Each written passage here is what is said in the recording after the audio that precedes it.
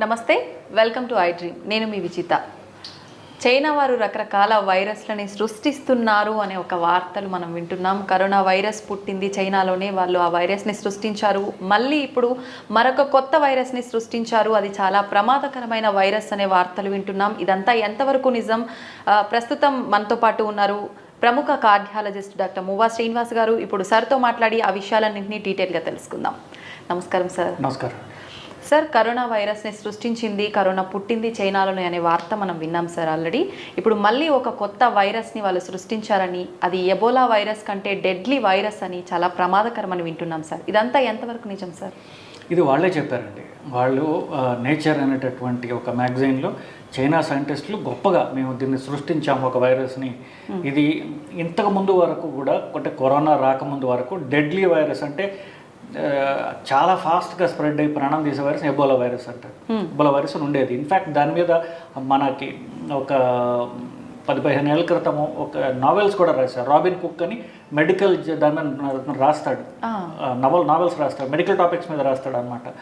అతని నావెల్స్ నుంచి ఇంకా వీరేంద్రనాథ్ గారు కొన్ని రాసేవాళ్ళు బేసికలీ. సో ఆయన దీని మీద ఒక కంటేజియన్ అలాగే మొత్తానికి ఒక నావెల్ కూడా రాశాడు. అంటే ఎబోలా వైరస్ అంత ఫాస్ట్గా స్ప్రెడ్ చేస్తుంది, అంత చంపుతుంది అనేటటువంటిది మనకు అందరికి తెలిసిన విషయమే.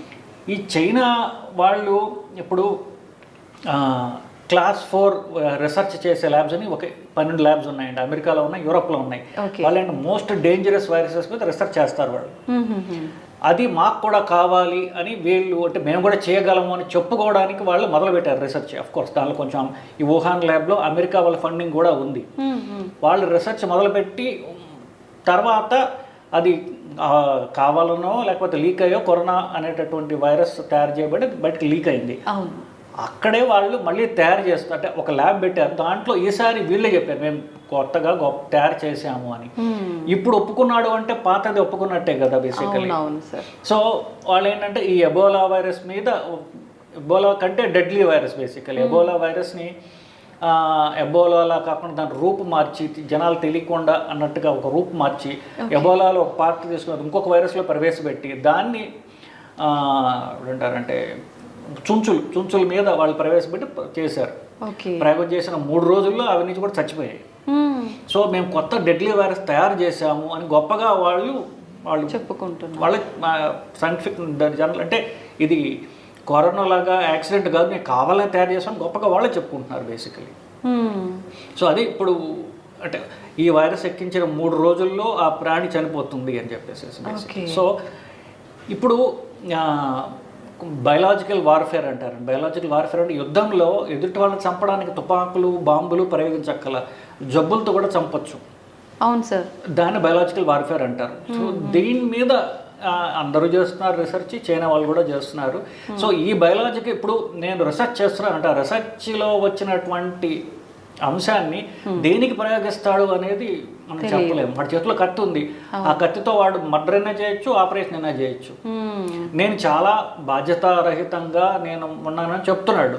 బట్ ఇలాంటి వాళ్ళు అంటే ఏం చేస్తారో, ఎందుకంటే మనకి ఎస్పెషల్లీ శత్రు దేశం కాబట్టి మనం జాగ్రత్తగా ఉండాలి. పిచ్చోడి చేతిలో రాయిలాగా సార్, ఇప్పుడు పిచ్చోడి చేతిలో కత్తిలాగా అనమాట. కత్తిలాగా ఏంటి సార్ పరిణామం ఎలా ఉండబోతుంది? అది కనుక మనకు స్ప్రెడ్ అయ్యి అవకాశం కనుక ఉంటే పరిణామం ఎలా ఉంటుంది? అంటే ఇప్పుడు వాడి చేతులు ఇది ఉంది అని చెప్పి మనకు ఆల్రెడీ తెలుసు కాబట్టి మనం తగిన జాగ్రత్తలు అంటే దానికి విరుగుడు మన వాళ్ళు ఏమైనా కనిపెట్టాలి. మన వాళ్ళు గొప్పగా ఇప్పుడు దాకా అనౌన్స్ చేయలేదు.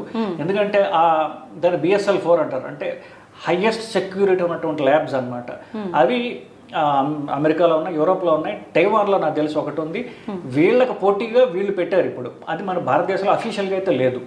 మనకి ఇండియన్ ఇన్స్టిట్యూట్ ఆఫ్ వైరాలజీ అని చెప్పేసి పూణేలో ఉన్నప్పటికీ దాంట్లో ఈ రీసెర్చ్ చేస్తున్నట్టు మనల్ని బయట పెట్టాల, చేస్తూ ఉంటారు, అనుమానమే లేదు. ఎందుకంటే మన శత్రు దేశాల దగ్గర టెక్నాలజీ ఉన్నప్పుడు దాని విరుగుడుగా మన వాళ్ళు చేయడం అనేది మస్ట్ మ్యాండేటరీ. కానీ మన వాళ్ళు అనౌన్స్ చేయలే. కాకపోతే మనకు తెలియాల్సింది ఏంటంటే చైనా వాడి చేతిలో ఈ ఒక అతి భయంకరమైనటువంటి ఒక క్రిమి వాడి దగ్గర ఉంది అని ఒకటి.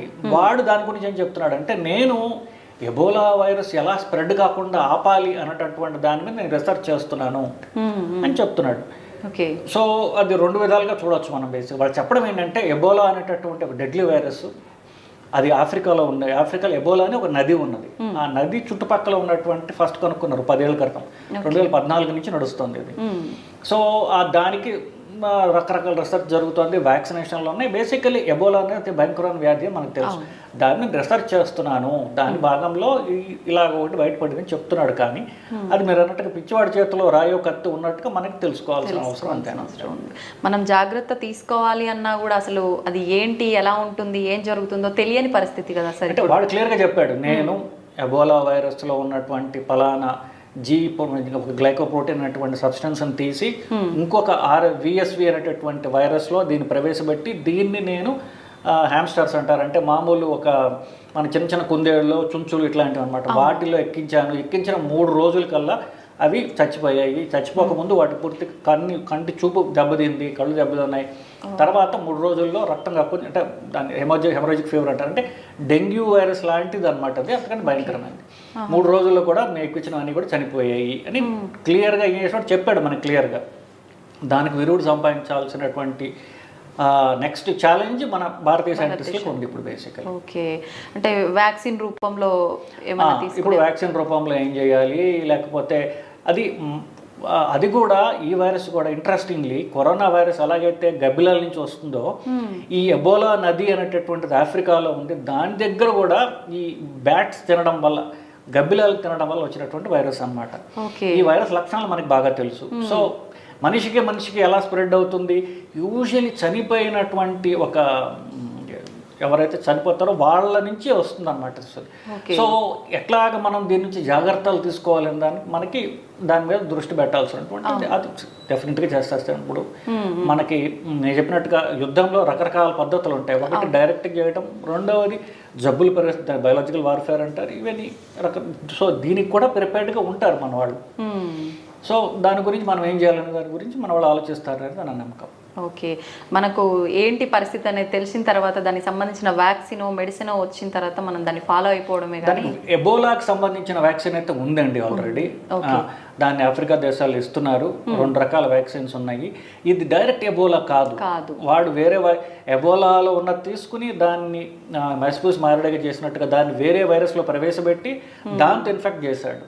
సో ఆ కొత్త వైరస్ పేరు కూడా చెప్పాడు కాబట్టి దీనికి వ్యాక్సిన్ మన వాళ్ళు తయారు చేసుకోవాలి, ఈజీ అవుతుంది కొంచెం. Okay, thank you sir, thank you very much. నిజంగా ఇలాంటివి ఏమైనా కొత్త వస్తుంది అనగానే మనం కరోనాకి ఎంత ఎఫెక్ట్ పడ్డామో అది మైండ్లో పెట్టుకొని ఎక్కువ భయపడాల్సిన సందర్భాలు ఉన్నాయి ప్రస్తుతం. అంటే ఇప్పుడు పాకిస్తాన్ వాడు ఉన్నాడు, పాకిస్తాన్ నా దగ్గర న్యూక్లియర్ బాంబు ఉంది గట్టిగా చెప్తాడు వాడు, ఎందుకు మనం భయపడతాం బేసిక్లీ. సో చైనా వాడు కూడా నా దగ్గర ఇది ఉంది అని చెప్తే ఎదుట భయపడడం అనమాట. నేను అంత టెక్నాలజికలీ నేను ఎంత అడ్వాన్స్డ్, నేను ఇంత చేయగలను అని మన అడ్వర్స్, మన శత్రువులు అవుతుంటారు, వాళ్ళని భయపెట్టడానికి చేసేటటువంటి దాంట్లో ఇది ఒక భాగం.